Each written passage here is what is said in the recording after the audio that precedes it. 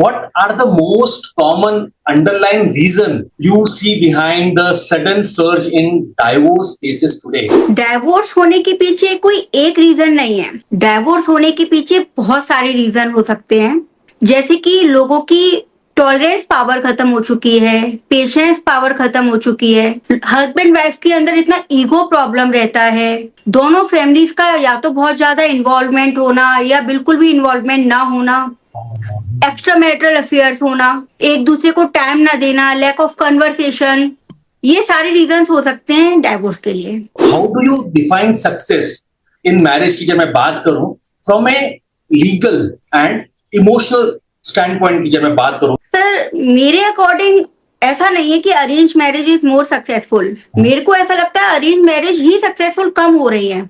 Love marriage तब भी रोते पीटते गाते कट जाएगी, क्योंकि ये मेरी चॉइस है, मेरी चॉइस है, मुझे बेस्ट प्रूफ करके दिखाना है। ये करते करते लव मैरिज तब भी कट सकती है, लेकिन अरेंज मैरिजेस में तो बहुत सारी प्रॉब्लम्स आती हैं। क्योंकि आपको क्या लगता है कि छोटे छोटे पारिवारिक मामले जो कभी घर पर सुलझ जाते थे, अब इतनी बार सेशन कोर्ट तक क्यों पहुंच रहे हैं? हाँ, बिल्कुल सही क्वेश्चन है ये। पहले क्या हुआ करता था sir? Welcome to Yogiram podcast. आज हम बात कर रहे हैं आधुनिक रिश्तों, कानून और बदलती सामाजिक मान्यताओं पर। हमारे साथ जुड़ी हैं आगरा सेशन कोर्ट की जानी मानी वकील एडवोकेट तनिषा शर्मा जी, जिन्हें सोशल मीडिया पर द लीगल सिस्टर के नाम से भी जाना जाता है। LLM शिक्षित और बार काउंसिल ऑफ इंडिया की सदस्य तनिषा जी पारिवारिक विवादों और डाइवोर्स केसेस की विशेषज्ञ है, लेकिन उनकी सबसे बड़ी विशेषता उनकी सोच है। वे मानती हैं कि वकील सिर्फ एक पेशा नहीं बल्कि समाज सेवा है। उनका पहला प्रयास हमेशा टूटते हुए घरों को जोड़ने और कोर्ट के बाहर विवादों को सुलझाने का होता है। आज हम उनसे जानेंगे कि क्या आजकल के रिश्ते इतने नाजुक होते जा रहे हैं और क्या तलाक वाकई किसी समस्या का अंत है। So very warm welcome Tanisha ma'am, आपका योगीराम पॉडकास्ट में बहुत बहुत स्वागत है and thank you very much for your precious time. नमस्कार सर, आपने मुझे अपने मंच पे मेरी बात रखने का मौका दिया, सो वेरी थैंकफुल। तो मैम, आज का पॉडकास्ट स्टार्ट करते हैं with practicing as a lawyer at Agra session court. So what are the most common underlying reason you see behind the sudden surge in divorce cases today? आजकल बहुत सारे एकदम से हाइप हो गया है, मैं बोल लूं, या जो डिवोर्स केसेस है, तलाक के जो मामले हैं बहुत बढ़ गए हैं।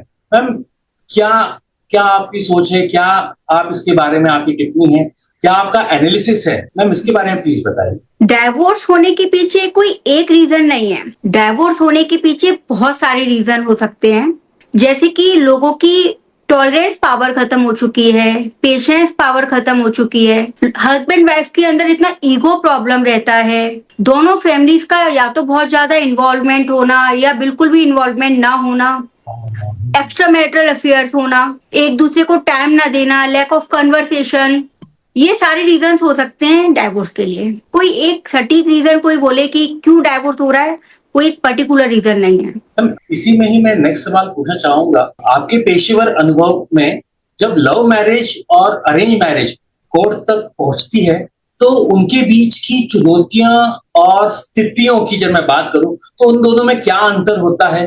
क्या पहली चीजें नोटिसेबल होती हैं? हम इसके बारे में प्लीज बताइए। लव मैरिज और अरेंज मैरिज दोनों में ही बिल्कुल डिफरेंट प्रॉब्लम्स क्रिएट होती हैं जब दोनों कपल्स डाइवोर्स के लिए जाते हैं। लव मैरिज में क्या होता है कि शुरू से ही उनको एक पिक्चर दिखाई जाती है चांद सितारे तोड़ के लेके आने की, लेकिन जो पॉसिबल नहीं है किसी भी लाइफ में, चाहे लव मैरिज करें आप अरेंज मैरिज करें, ये पॉसिबिलिटी नहीं है कि आप चांद सितारे तोड़ के लेके आएंगे। फिर आपको कॉमन लोगों की तरह ट्रीट किया जाता है जैसे कि अरेंज मैरिज। अब दिमाग में वही होता है, इतने सारे प्रॉमिस, पूरी पूरी रात आप बातें कर रहे हैं, ना जाने कितने प्रॉमिस कर रहे हैं, उनको फुलफिल नहीं कर पा रहे हैं।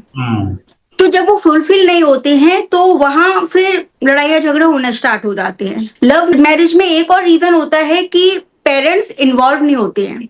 पेरेंट्स का मानना होता है तुम खुद पसंद करके लेके आए हो, और बिल्कुल भी इन्वॉल्व ना होना पेरेंट्स का, ये भी एक हमारी समाज का बहुत बड़ा विषय है कि पेरेंट्स बिल्कुल इन्वॉल्व ना हो तो उन्हें समझाएगा कौन, घर कौन संभालेगा। अरेंज मैरिज में क्या होता है कि एक लड़की जब एक घर से दूसरे घर जाती है तो वो ये सोचती है कि सेम वैसी ही सिचुएशन वहां की रहेंगी, लेकिन जब घर बदलता है तो सिचुएशंस भी बदलती हैं, ढलने में टाइम लगता है, तो वहां पे क्लैशेस आने लगते हैं, सोच में, विचार में, खाने में, पीने में, रहन सहन में, हर एक चीज में। अब आप मम्माज बॉय या मम्माज गर्ल बन के रहोगे तो डाइवोर्स तो होना बनता है। तो ये सिचुएशन ऐसी है लव मैरिज और अरेंज मैरिज दोनों में कि एक्चुअली लव मैरिज में क्या होता है कि हम ना अपनी शिकायतें अपने पेरेंट्स से करना बंद कर देते हैं, अपनी सोसाइटी में करना, क्योंकि हम दी बेस्ट प्रूफ करते रहते हैं, क्योंकि हमारे ऊपर एलिगेशन लगेगा तुम ही तो पसंद करके लेके आए थे।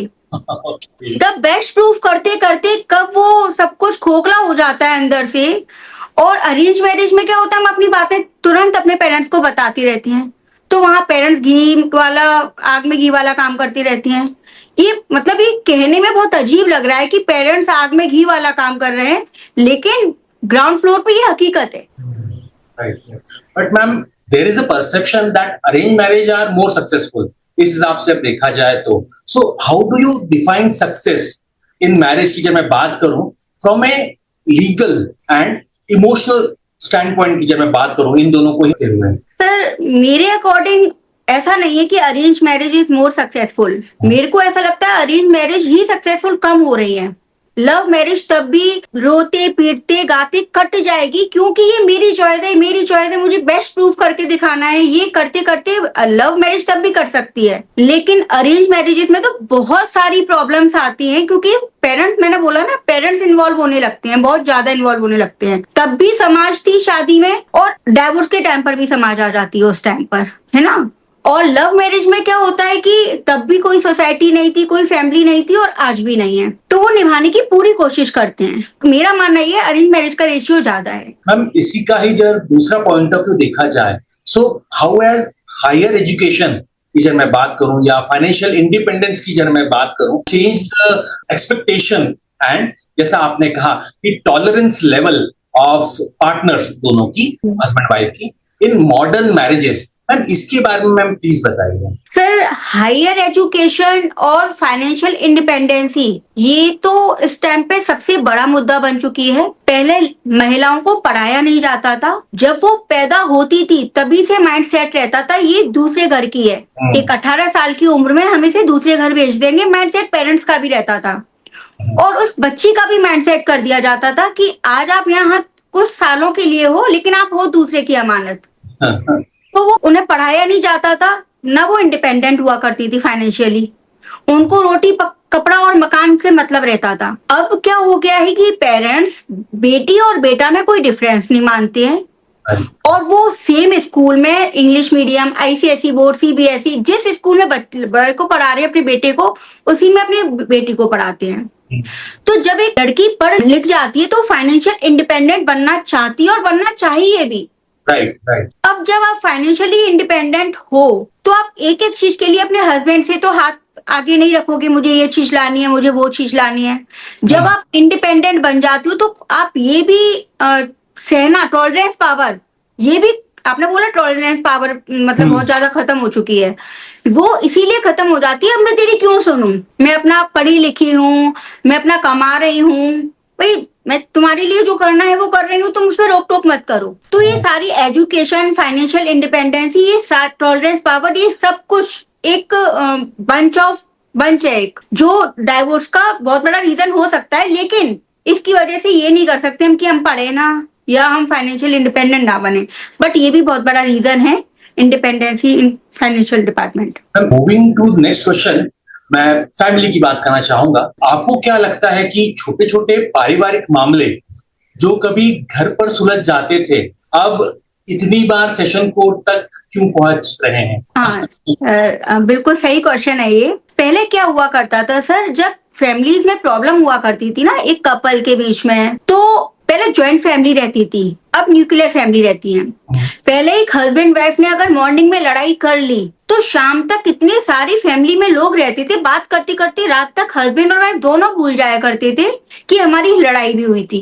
अब न्यूक्लियर फैमिली में हस्बैंड वाइफ रह रहे हैं, सुबह लड़ाई हुई, सुबह की लड़ाई दिमाग में पूरे दिन घूमेगी उनके, हम्म, शाम तक घूमती रहेगी और वो घूम घूम के एक छोटे से बम की जगह टाइम बम बन जाती है ना। वो ब्लास्ट होता है कि वे छोटी छोटी चीजें ब्लास्ट होती जाती है कि फैमिली इन्वॉल्वमेंट है नहीं, अकेले रह रहे हैं, कन्वर्सेशन कर नहीं रहे हैं। और सर मतलब ज्वाइंट फैमिलीज में भी लड़ाइयाँ होती थी, ऐसा नहीं है, लेकिन वहां सब भूल जाया करते थे, है ना। तो ये भी बहुत बड़ा रीजन है कि इस वजह से तलाक हो रहे हैं। मैम मैं इसी में जोड़ना चाहूंगा आज का जो सिनेरियो है, वेरी स्पेसिफिकली सोशल मीडिया या एक्सटर्नल इन्फ्लुएंस, कंपैरिजन आजकल बहुत होता है। सो लैक ऑफ टॉलरेंस जो है कपल्स में, इसका क्या रोल है social media and external influence की, जो उनका जो पेशेंस लेवल है वो कम हो रहा है, टॉलरेंस लेवल उनका कम हो रहा है, या कंपैरिजन की वजह से वो बहुत ज्यादा प्रभाव डाल रहा है? मैम इसके बारे में भी प्लीज बताइए।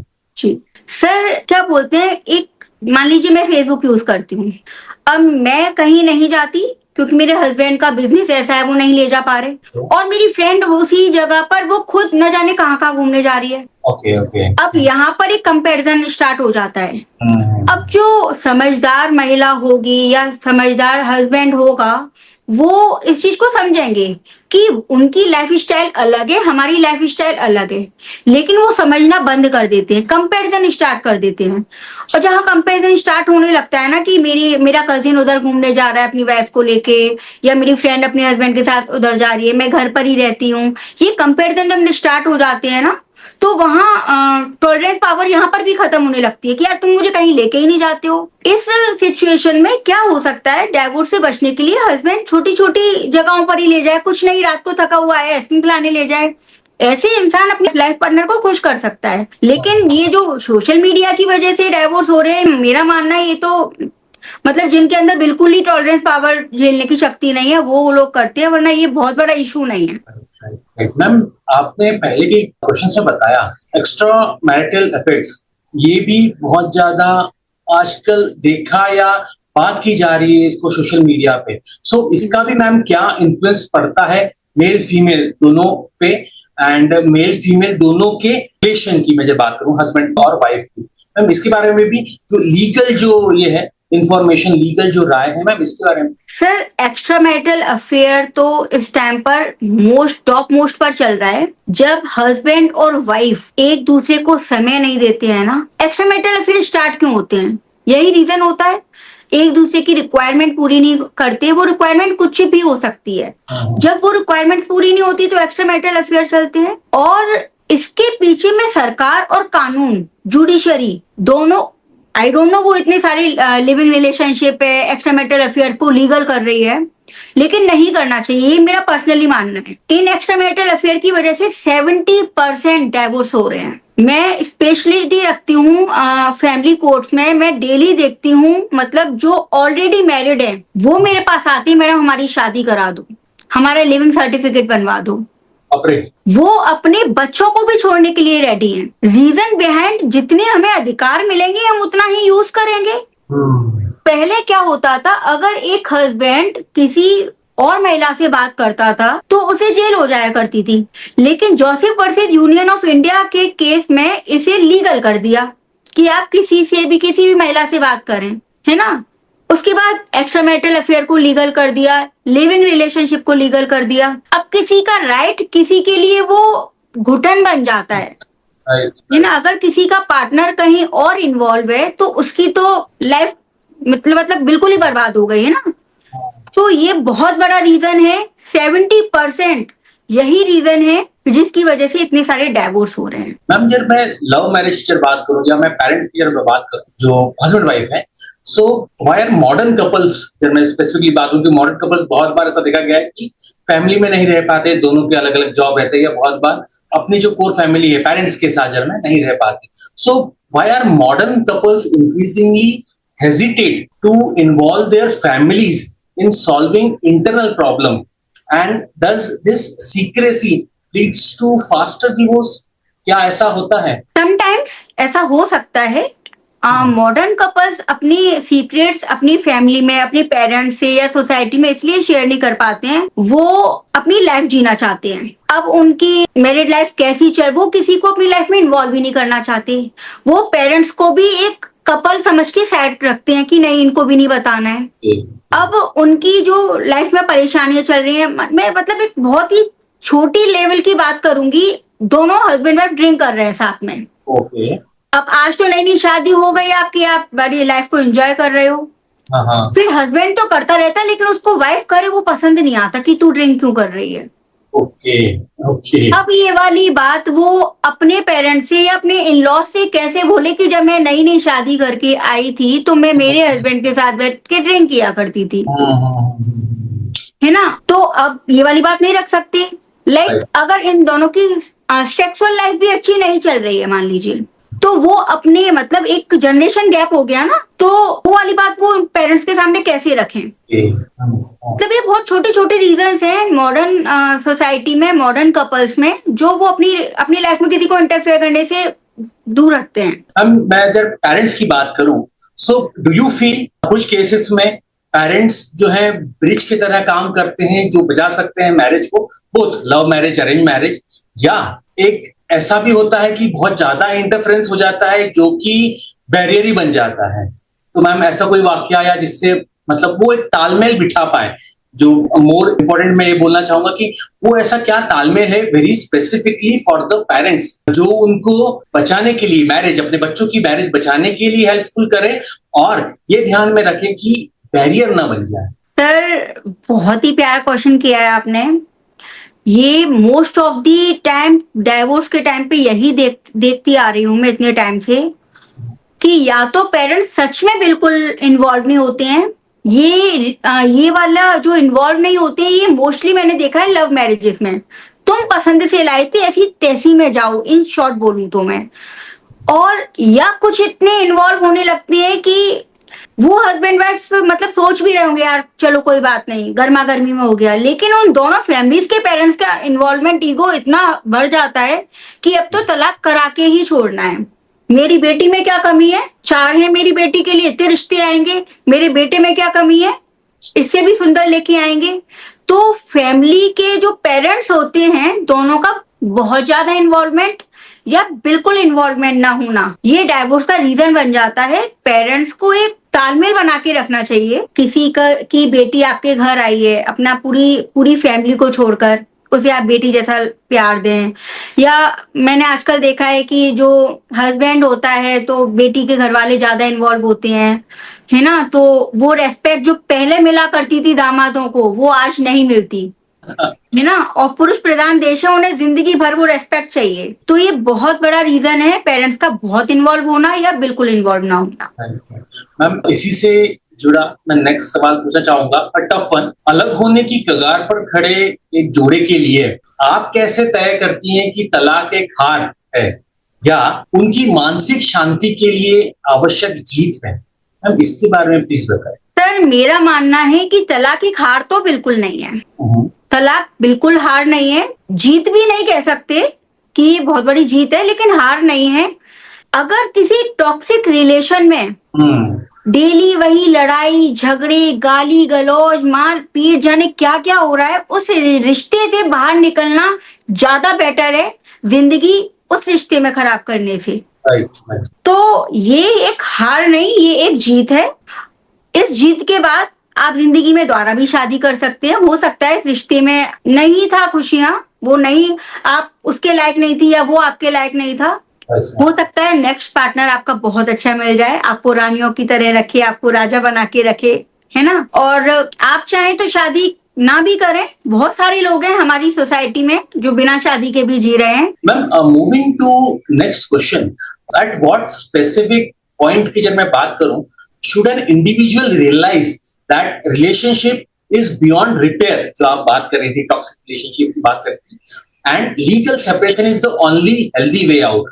वो एक क्या बाउंड्री है, वो एक क्या स्पेसिफिक पॉइंट है दोनों को, मेल फीमेल के लिए, आपके अनुभव से, आपके इतने साल के एक्सपीरियंस से, दोनों को वो एक पॉइंट कैसे समझ में आए कि यही एक पॉइंट है, अब इसके आगे it is better to legally हम लोग सेपरेट हो जाए, अलग हो जाए? सर क्या होता है कि दोनों ही एक दूसरे को बहुत झेलने की कोशिश करती हैं और अंत तक झेलती हैं। जब खुद में ये लगने लगे ना यार, मर जाते हैं। इस जिंदगी का भी क्या करें। जब एक दूसरे की शक्ल अच्छी ना लगे, जब सुबह उठ के उसकी शक्ल देख के ये लगे यार किसकी शक्ल दिख गई, जब किसी को हम न जाने कितनी बार माफ करते रहें और वो अपनी गलतियों पे डटा रहे, वो उन गलतियों को इतनी बार रिपीट करे, बार बार माफ करने के बाद भी वो सामने वाले व्यक्ति सुधर ही नहीं रहा, तो उस टाइम पर जब ये लगे ना यार, उस दिन उस रिश्ते का दी एंड कर देना चाहिए। क्योंकि इंसान जरूरी है, रिश्ता नहीं।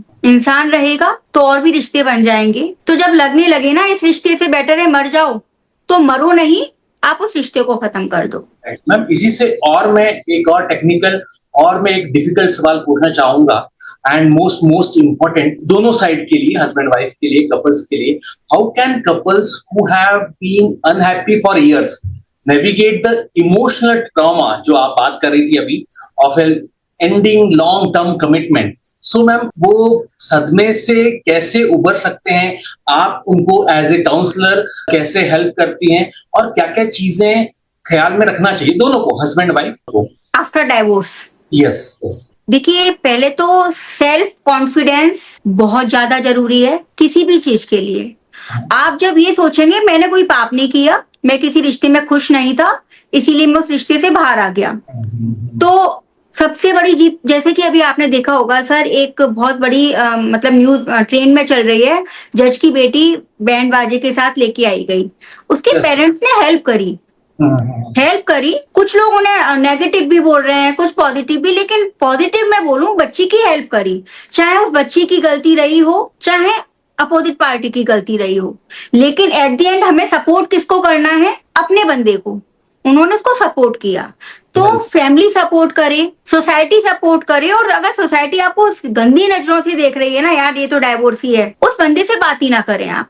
आपको खुद को सेल्फ कॉन्फिडेंस रखना होगा कि मैंने कुछ भी गलत नहीं किया है। आप घूमने जाएं, दोस्तों में बैठे, नई नई ड्रेसेस खरीद के लेके आए, अच्छे अच्छे लोगों से बातें करें। भविष्य की प्लानिंग अभी ना करें कि इन फ्यूचर मुझे क्या करना है, शादी करनी है या अकेले रहना है। नहीं, अब आपको कुछ टाइम अकेले रहने का मिला है, पहले उसको आप एंजॉय करें। एंजॉय करने का सबका एक अलग तरीका होता है। किसी को घूमना पसंद है, किसी को भक्ति पसंद है, जो आपको अच्छा लग रहा है आप उसमें रम जाएं।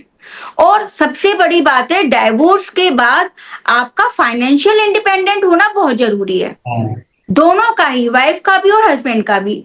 मतलब सर क्या होता है कि एक फाइनेंशियली इंसान जब डिपेंडेंट होता है ना, स्ट्रांग होता है, तो वो 70% इस समाज की सारी लड़ाइयों को जीत लेता है। पैसा है तो लोग आपके पीछे आगे घूमेंगे, आप डाइवोर्सी हो या नहीं हो उससे कोई फर्क नहीं पड़ता। तो अपने आप को फाइनेंशियली अच्छा सा स्ट्रांग बनाएं। मैम मैं लीगली और सोशली फिर से एक बार सवाल पूछना चाहूंगा, how does legally and socially impact of divorce differ from husband and the wife? Most importantly जब मैं इसमें बच्चों की भी जब बात करूं, जहां बच्चे भी इन्वॉल्व हैं, सो लीगली और सोशली दोनों हस्बैंड वाइफ में क्या वो इम्पैक्ट आता है? And as a legal adviser, as a counsellor, क्या क्या चीजें दोनों को ध्यान में रखनी चाहिए? मैं इमोशनली बात करूं तो बच्चा तो तब भी खुश नहीं रहेगा जब मम्मी पापा डेली लड़ाई कर रहे हैं, वो दोनों ही खुश नहीं है, तो वो तो वैसे भी खुश नहीं रहेगा। अब इससे बेटर ये है कि हस्बैंड वाइफ ही खुश रह लें, तो डाइवोर्स इज बेटर। बच्चे की वजह से बहुत सारे लोग सोचते हैं कि यार निभाते जाओ, निभाने लायक है तो निभाइए आप, लेकिन बिल्कुल ही कगार पर चीज लटकी हुई है, उसके बाद आप बच्चे की वजह से टॉक्सिक रिलेशन को चला रहे हो, तो बच्चा तो वैसे भी अपना माइंड को बिल्ड नहीं कर पाएगा। जिस ग्रोथ से उसे बढ़ना चाहिए वो ग्रोथ उसकी नहीं हो पाएगी। तो हस्बैंड वाइफ को बच्चे के लिए एक म्यूचुअल कंसेंट होना चाहिए दोनों का, कि हम दोनों अलग हो रहे हैं, इट्स ओके, लेकिन बच्चे के लिए हम दोनों को मिलके, जब तक ये कम से कम 18 का नहीं हो रहा, दोनों को मिलके काम करना पड़ेगा, है ना। लोग बहुत बार देखते हैं कि बच्चे या तो वाइफ ले जाती है या हस्बैंड ले जाता है। कोर्ट भी हमारा यही कहता है, जो ज्यादा स्ट्रांग है, जो बच्चे को ज्यादा अच्छे से ग्रो कर पाएगा, कोर्ट भी बच्चा उसी को देता है। लेकिन वो दोनों बच्चे को मिलकर मतलब दूर रह के भी मिलकर अच्छा ग्रो कर सकते हैं। सोचो कि बच्चे की वजह से हम डाइवोर्स ना लें, ऐसा नहीं हो सकता। बच्चा तो फिर भी अपना, उसका मतलब वो ग्रोथ नहीं हो पाएगी उसकी, जो उसकी एक अच्छे माहौल में होनी चाहिए। वो उसके दूसरे दिन स्कूल में एग्जाम है और रात को मम्मी पापा लड़ रहे हैं। अब ऐसे में बच्चे का क्या होता है, या तो बच्चा बहुत ऊंचे लेवल अच्छे लेवल पे जाता है या बिल्कुल ही बिगड़ जाता है और लाइफ बर्बाद उन पेरेंट्स की हो ही रही होती है। तो इससे बेटर है डाइवोर्स ले लें और उस बच्चे की परवरिश अच्छे से करें। Now, moving to the next question, in your view, can a healthy friendship exist, जैसा आपने अभी बताया, between ex-partner after a legal divorce, or is a complete clean break better? क्योंकि बहुत बार ऐसा आपने बताया कि हाँ दोनों को मिलना चाहिए ये है, बट वही कि वो एक्स पार्टनर के साथ वो फ्रेंडशिप वाला जो है रिलेशन हो गया, या इट इज बेटर कि भाई इट इज क्लीन ब्रेकअप, अब इसके बाद कुछ नहीं, अब भाई रिश्ते सारे खत्म हो गए, तो वो भी एक पड़ाव रहता है, बहुत इंपॉर्टेंट रहता है। एंड यस, जैसा आपने पहले सवाल में बताया, जब बच्चों का इन्वॉल्वमेंट रहता है तो फिर वो क्रूशियल होता है। बट आज के टाइम पे ऐसा भी देखा गया है कि बहुत सारे जो कपल्स है बहुत जल्दी शादी के 1 साल 2 साल 3 साल के अंदर डिवोर्स जैसे स्टेप्स लेते हैं। सो मैम, दोनों के लिए क्या चीजें हैं, क्या वो है फ्रेंडशिप एग्जिस्ट कर सकती है, या it is better to be team break हो? Sir, it's depend on couple, it's depend on person. बहुत बार क्या होता है कि हमारे बहुत सारे साल तो अच्छे गए थे, लेकिन जिंदगी के कुछ साल ऐसे आए कि वो टॉलरेट वाले नहीं थे और आपने डाइवोर्स ले लिया। Okay okay. इस सिचुएशन में आप अच्छी एक हेल्दी फ्रेंडशिप रख सकते हैं और मूव ऑन करना भी कि नहीं अब इसकी शक्ल भी नहीं देखनी। वो मैंने बोला ना, इंसान के नेचर के ऊपर डिपेंड है, दोनों के ऊपर। आपकी लाइफ गई कैसे थी साथ में, वो उसके ऊपर डिपेंड होता है कि हमें एक अच्छी दोस्ती रखनी चाहिए। मैंने तो आप दोस्ती की बात कर रहे हो, मैंने मेरी इतने सालों की वकालत में 2 कपल्स ऐसे देखे डाइवोर्स के बाद सेम कपल ने फिर से शादी करी है। ग्रेट। मतलब ये बहुत ही एक बहुत अच्छी बात भी है कि चलो लाइफ का एक बहुत गंदा फेस आया और जो चला गया और उन्होंने सेम कपल ने फिर से शादी करी। तो सेम कपल से फिर से शादी भी हो सकती है, एक हेल्दी दोस्ती भी हो सकती है और मूव ऑन भी हो सकता है। मैम, मैं और थोड़ा सा पूछना चाहूंगा इन कंटेक्स्ट ऑफ यंगस्टर्स की अगर मैं बात करूं, आजकल जो सोशल प्रेशर बोल लीजिए, सोशल अवेयरनेस बोल लीजिए, इजीनेस बोल लीजिए, so how important is the concept of personal space, दोनों की, मेल फीमेल हस्बैंड वाइफ दोनों की बात कर रहा हूँ, personal space, boundaries is ensuring a married life remains smooth and happy, क्योंकि ये भी एक बहुत आजकल थैंक्स टू सोशल मीडिया ये बात कही जाती है कि पर्सनल स्पेस, बाउंड्रीज होनी चाहिए दोनों में। तो ma'am, as a legal expert की बात करूं, एज ए काउंसलिंग एक्सपर्ट्स के हिसाब से मैं बात करूं, तो मैम इसके बारे में प्लीज बताएं। सर, किसी भी रिश्ते में स्पेस होना बहुत ज्यादा जरूरी है और बाउंड्रीज भी बहुत जरूरी है। कपल्स में क्या होता है कि वो एक एक बात पूरी दिन की शेयर करते हैं। ये गंदी बात नहीं है, मैं ये बिल्कुल नहीं बोलूंगी कि गलत है, लेकिन मेरा पर्सनली मानना ये है बहुत सारी चीजें ऐसी होती है जो हम अपने हस्बैंड को नहीं बता सकते, जो हम अपनी मदर को नहीं बता सकते, जो हम अपनी फ्रेंड्स को नहीं बता सकते, जो बात हस्बैंड को बता सकते हैं अपनी फ्रेंड्स। मतलब हर किसी से 1 to 1 एक अलग रिश्ता होता है, सबसे सारी बातें शेयर नहीं की जा सकती। और पर्सनल स्पेस तो इतना ज्यादा जरूरी है। देखिए क्या होता है, जब हम शादी करके 20 साल 25 साल की उम्र पे हम शादी कर लेते हैं, उसके बाद हम जितनी भी जिंदगी है 24/7 हमें अपने हस्बैंड और हस्बैंड को अपनी वाइफ के साथ जीना है। अब ऐसे में अगर आप स्पेस नहीं देंगे, तुम वहां जा रहे हो तो मैं भी तुम्हारे साथ चलूंगी, तुम दोस्तों के पास जा रहे हो तो क्यों जा रहे हो, तुम सहेलियों के पास किटी पार्टी में क्यों जा रही हो, ये एक दूसरे की लाइफ में इतना मतलब इंटरफेयर करना, पर्सनल स्पेस ना देना, तुम इतने बजे घर क्यों नहीं आ रहे हो, है ना। तो ये पर्सनल स्पेस नहीं होता ना, तो लाइफ का वो जिंदगी भर का स्पेस बन जाता है बाय द डाइवोर्स। अगर आप आज पर्सनल स्पेस नहीं देंगे तो 100% डाइवोर्स होना है। अपने कपल को, अपने लाइफ पार्टनर को पर्सनल स्पेस जरूर दें। उसकी दोस्ती भी है, उसकी फैमिली भी है, उसके सिबलिंग्स भी हैं, सब होते हैं, सबके साथ एक टाइम स्पेंड किया जाता है।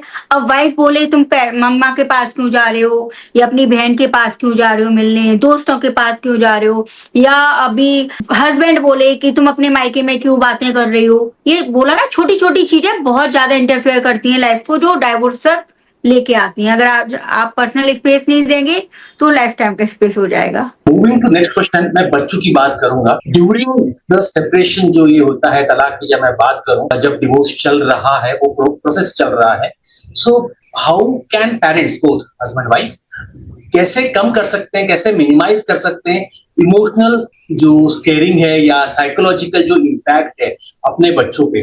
मैम इसके बारे में मैम प्लीज बताएं। सर क्या होता है जब हस्बैंड वाइफ डाइवोर्स ले रहे होते हैं ना, तो वो तो डाइवोर्स में अपना ईगो प्रॉब्लम की वजह से बहुत ज्यादा फाइट कर ही रहे होते हैं।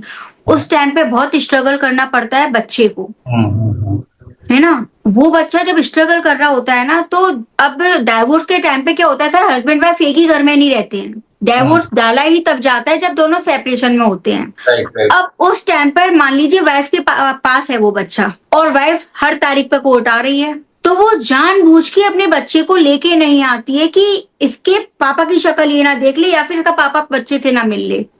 ये बहुत ही गलत करते हैं वो अपनी ईगो प्रॉब्लम की वजह से ये सब करते हैं कि हस्बैंड से नहीं मिलने देना। लेकिन बच्चे के मानसिक तनाव कितना होता है उस टाइम पे, मानसिक उत्पीड़न उसका कितना होता है उस टाइम पर।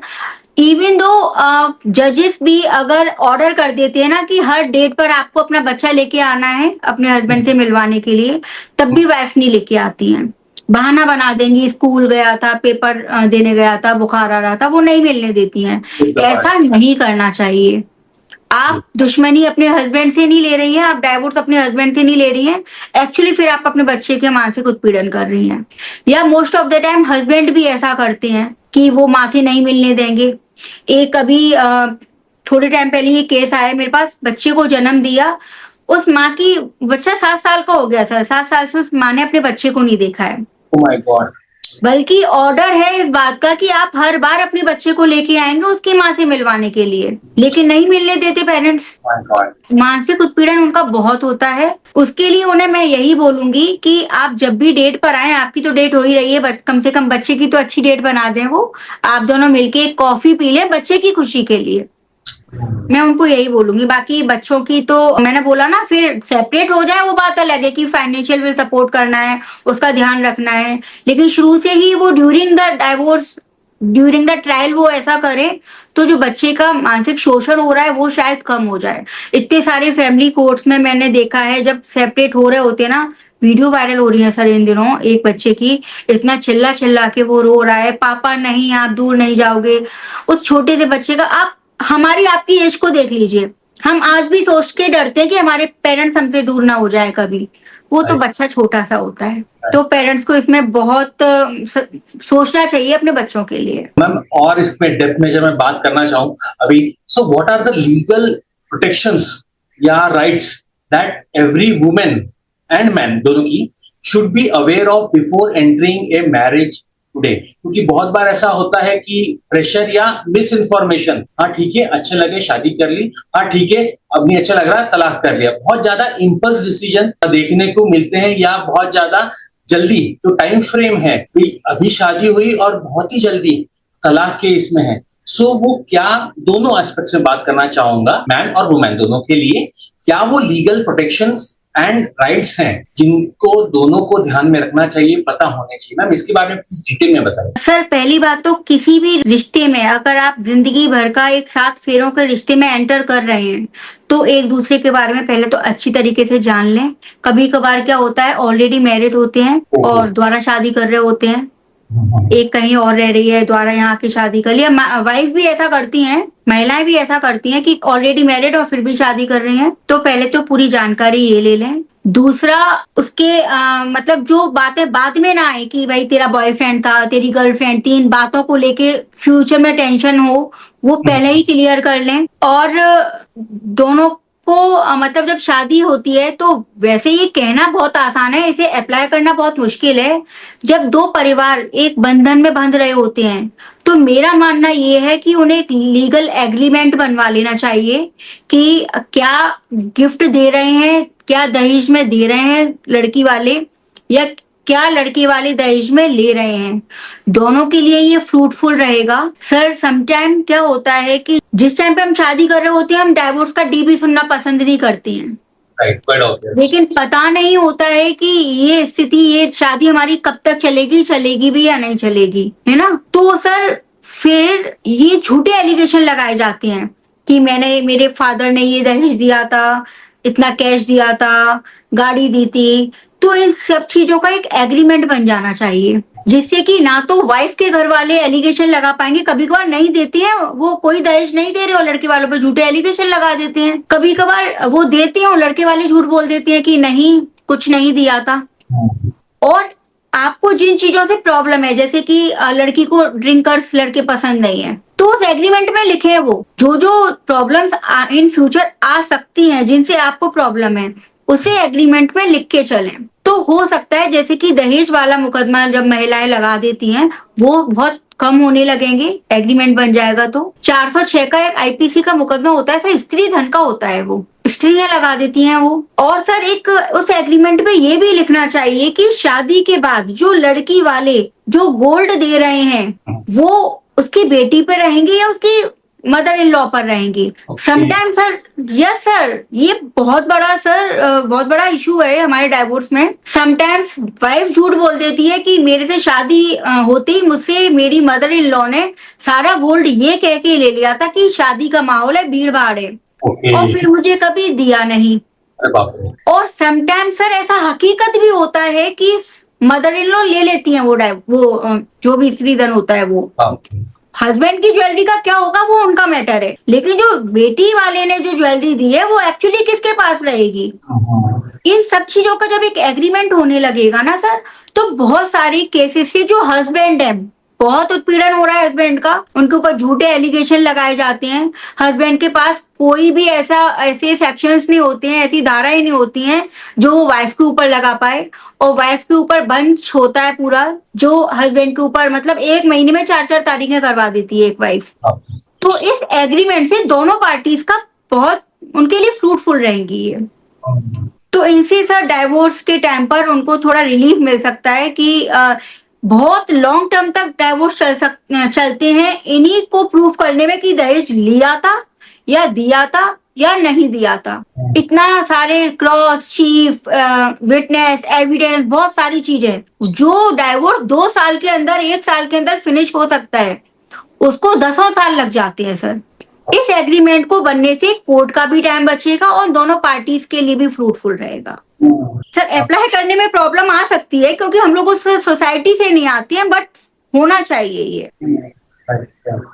मैम आपसे बात करके बहुत अच्छा लगा, आपने बहुत सारे सवालों पे आपने जो आपकी राय बताई, चीजें बताई, एक्चुअल आपका जो एक्सपीरियंस है, एक्चुअल कोर्ट रूम के एक्सपीरियंस जो आपने बताया, बहुत अच्छा लगा। Ma'am to the end of the podcast में कुछ और एक अहम सवाल पूछना चाहूंगा आपसे। In the court room what are the signs that a couple might still have a chance to reconcile through mediation rather than litigation? क्योंकि ये भी एक बहुत अच्छी चीज है जो आप जैसे वकील हैं, आप जैसे लीगल काउंसलर में बात करूं जो इस पे आजकल बहुत ध्यान दे रहे हैं, बहुत मेहनत कर रहे हैं, and thanks to all the lawyers, all the जज, आप जैसे काउंसलर्स हो गए, ये लोग बहुत मेहनत कर रहे हैं, इफेक्ट डाल रहे हैं कि it is not about just तलाक किया जाए। हाँ, फायदा नुकसान देखा जाए वो बात अलग है, बट दोनों पार्टी, हस्बैंड वाइफ दोनों की जब सुलह हो सकती है तो वो मौका है, तो इस पे भी आप बहुत ज्यादा ध्यान देती हैं। मैम इसके बारे में मैम प्लीज बताइए कि वो क्या चांस रहता है, हाउ डू यू जज, क्या इंस्ट्रक्शंस रहते हैं, आप कैसे फिर दोनों पार्टी की काउंसलिंग करते हैं, तो मैम इसके बारे में डिटेल में। सर पहले तो मैं पर्सनली मेरा बताऊं कि मेरे पास कोई भी डाइवोर्स केस आता है तो मेरी फर्स्ट प्रायोरिटी यही रहती है कि मैं कोर्ट में केस डालने से पहले ही मीडिएशन अपनी सीट पे कराती हूँ, अगर दोनों पार्टी से एग्री होती हैं तो। अब बात आती है क्या साइन रहते हैं कि मतलब शॉर्ट आउट हो सकता है। सर क्या होता है, एक केस फाइल होने के बाद नोटिस जाते हैं अपोजिट पार्टी को, पार्टी हाजिर होती है कोर्ट में, फिर जज पहली तारीख पर तो जो हमने दावा डाला है उस दावे की कॉपी प्राप्त कराते हैं अपोजिट पार्टी को। जब सेकंड डेट पड़ती है तो उसमें सर मीडिएशन के लिए जाते हैं। 3 मीडिएशन होते हैं सर हमारे फैमिली कोर्ट में। उन मीडिएशन सेंटर में सर अधिकारी लोग बैठे होते हैं, रिटायर अधिकारी जितने भी होते हैं, उनकी पूरी कोशिश यही रहती है कि मैटर सॉल्व यही हो जाए। सर हमारा कोर्ट, हमारी जुडिशरी रिश्ते तोड़ने पे नहीं, रिश्ते जोड़ने पर ध्यान देती है। तो सर ईगो प्रॉब्लम वजह से कभी कभार जो कपल्स होते हैं वो कोर्ट तक तो आ जाती हैं, अब ईगो की भले से दोनों के मन में चल रहा है कि यार क्या कर रहे हैं हम, क्या कर रहे हैं, लेकिन वो मौका नहीं मिल रहा होता कि हम कैसे झुकें। तो वो मीडिएशन सेंटर में जब दोनों की बातें रखी जाती हैं, ये ऐसा करती थी, ये ऐसा करते थे, वहां शॉर्ट आउट हो जाती हैं। सर अभी एक वीडियो वायरल हो रही थी, एक हस्बैंड अपनी वाइफ को गाना गा के मना के लेके गया था। मीडिएशन सेंटर था वो, है ना, उसने मीडिएशन सेंटर में उसको प्रपोज किया बाय दी सॉन्ग। तो मतलब 60% मीडिएशन सेंटर से, अगर आज फैमिली कोर्ट में 100 डाइवोर्स के केस चल रहे हैं तो 60% मीडिएशन सेंटर से सॉल्व हो जाते हैं। मैम मैं एक बार आपसे फिर से पूछना चाहूंगा कि आप ऐसे लोग, आपसे वेरी स्पेसिफिकली, आप सोशल मीडिया पे भी आप एक्टिव हैं, सो आपसे लोग कैसे जुड़ सकते हैं, आपसे कैसे लोग परामर्श ले सकते हैं, काउंसलिंग ले सकते हैं, ऑनलाइन ऑफलाइन, एंड आपके और अलग अलग जो सोशल मीडिया के थ्रू कनेक्ट कर सकते हैं, या व्हाट्सएप है, बिजनेस मॉडल, मैम इसके बारे में मैम प्लीज बताइए। सर मेरा इंस्टाग्राम पर, फेसबुक पर और यूट्यूब पर लीगल सिस्टर तनीषा शर्मा नाम से चैनल है, वो मुझे डायरेक्ट वहां पे डीएम कर सकते हैं। मेरा व्हाट्सएप नंबर है 9808100485। मैं एक बार दोबारा रिपीट कर देती हूँ, 9808100485। वो मुझे डायरेक्ट व्हाट्सएप मैसेज भी कर सकते हैं। बाकी मैं आगरा उत्तर प्रदेश दीवानी भगवान टॉकीज के पास ही मेरा सेशन कोर्ट है, वहां प्रैक्टिस करती हूँ, वो मुझे वहां के भी मिल सकते हैं। मैम आपसे बात करके बहुत अच्छा लगा। मैं कुछ और 2 सवाल और मैं पूछना चाहूंगा आपसे। क्या वो एसेंशियल पीस ऑफ एडवाइस है, वो एक कौन सी अनिवार्य इंपॉर्टेंट सलाह है जो आप वेरी स्पेसिफिकली इंडियन यूथ के, मैं कपल्स के बारे में बात कर रहा हूँ जो अभी न्यूली वेड कपल्स हैं, to ensure their marriage doesn't end up in a session court, वो एक क्या आप एडवाइस देना चाहेंगी नए जो अभी जो जुड़े हैं कपल्स हैं, यंगस्टर्स हैं जो अभी आजकल लिव इन के बाद फिर मैरिज में जाते हैं, उनके लिए जो उनको ध्यान में रखनी है, और यस वो उनको आगे जाके दोनों को परेशानी ना। सर मैं यंग कपल्स के लिए जो एडवाइस है यही है कि छोटी छोटी खुशियों का उनकी का ध्यान रखें, छोटी छोटी बातों को सुने, उनकी इग्नोर ना करें। कुछ नहीं होता सर, आप बहुत दूर घुमाने नहीं ले जा सकते, कोई बात नहीं, आप एक रात को आइसक्रीम खिलाने ले जाएंगे ना तो वाइफ खुश हो जाती है। आप हर 1-2 दिन छोड़ के एक फोन पर एक आई लव यू बोल दें, बड़ी खुशी मिलती है, तसल्ली मिलती है कपल को। अगर आपकी वाइफ आपको खाना बना के दे रही है, आप अपने ऑफिस से उसे कॉल करें कि यार खाना बहुत टेस्टी था। एक दूसरे को प्लेजर दें, एक दूसरे की खुशियों का ध्यान रखें, और सबसे मोस्ट इम्पोर्टेंट बात, इतनी जल्दी किसी थर्ड पर्सन को इन्वॉल्व ना करें। इवन वो आपकी मम्मी भी हो ना, फिर भी इतनी जल्दी इतना इन्वॉल्व ना करें अपनी लाइफ में, जब तक आपको ये लग रहा हो कि हम सॉल्व कर लेंगे। रोके ना अपने हस्बैंड को, दोस्त के साथ क्यों बैठा है, यहाँ क्यों लेट क्यों आया। रोकने वाली जगह पर रोका जाता है, लेकिन हर वक्त वो चीजें ना करें। एक दूसरे को पर्सनल स्पेस दें और बाउंड्रीज भी रखें, एक दूसरे के ऊपर ट्रस्ट रखें। ये जो छोटी छोटी चीजें हैं ये आपके रिश्ते को बहुत अच्छे से चलाएंगी और आप डाइवोर्स के लिए दीवानी नहीं आएंगे। मैम आपसे बात करके बहुत अच्छा लगा। मैं योगी राम के सारे व्यूवर्स को एक बार फिर बताना चाहूंगा, आज हम बात कर रहे थे एडवोकेट तनीषा शर्मा जी से, और मैम ने बहुत सारी चीजें बताई लीगली काउंसलिंग एस्पेक्ट से भी, और आज हमने बात करी आधुनिक रिश्तों के बारे में, कानूनी और बदलती सामाजिक मान्यताओं के बारे में, दोनों के बारे में। मैडम को आपने बहुत बार देखा होगा सोशल मीडिया के थ्रू भी, एज ए लीगल सिस्टर इनका चैनल है, और मैम ने बहुत सारी चीजें सिंपल वे में बताई। मैम मैं पॉडकास्ट का एंड करना चाहूंगा with a very very special request to you. Ma'am वो एक क्या स्पेशल मैसेज है हस्बैंड के लिए, वाइफ के लिए, एंड दोनों पेरेंट्स के लिए, वाइफ के साइड भी और पेरेंट के साइड भी, and most most most important जो बच्चे इस प्रोसेस के थ्रू अपने पेरेंट्स को देख रहे हैं उनके लिए। सर सभी के लिए मेरी एक ही बात रहेगी कि बेटी शादी करके आपके घर आई है तो आप उसे भी बेटी वाला प्यार दें।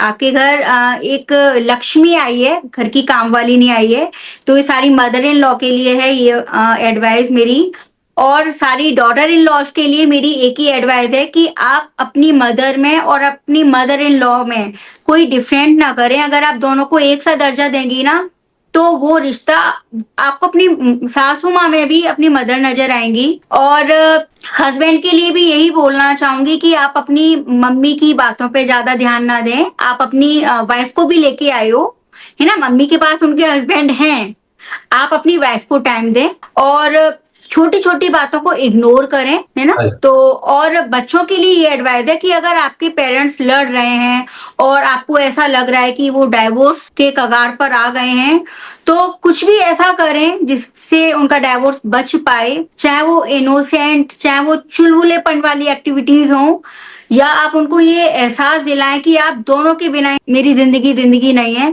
बच्चे उस टाइम पे खामोश हो जाते हैं जब पेरेंट्स डाइवोर्स ले रहे होते हैं। उस टाइम पे बच्चों को थोड़ा, आजकल के बच्चे बहुत स्मार्ट हो गए हैं, तो उन बच्चों को थोड़ा अपनी नॉटीनेस दिखानी चाहिए। ठीक ठीक ठीक। मैम बहुत बहुत अच्छा लगा।